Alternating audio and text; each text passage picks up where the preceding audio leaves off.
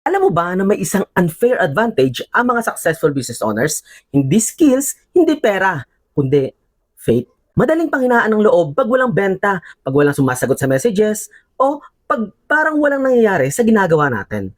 Pero tandaan mo, negosyo man yan o buhay, may mga bagay talagang hindi mo kontrolado. Dito pumapasok ang faith.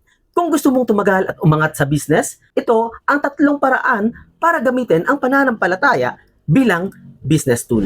First, pray for wisdom, not just success. Hindi lang benta ang dapat ipagdasal mo, kundi tamang desisyon. Pag may wisdom ka, alam mo kung saan ilalagay ang oras mo, saan magfo-focus, at hanggang kailan maghihintay. Second, trust the process. Kahit wala pang resulta, tulad ng binhi, hindi mo makikita agad ang bunga. Pero kung patuloy mong didiligan at aalagaan, may tamang oras na tutubo yan. Ganon din ang negosyo.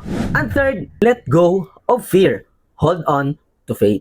Fear stops you from posting, selling, or showing up. Pero pag may faith ka, alam mo na may plano ang Diyos. At mas madali kang makakakilos kahit may takot.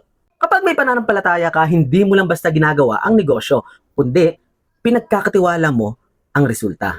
This is Coach Clint reminding you that real entrepreneurs don't just work with strategy. They move with faith every day.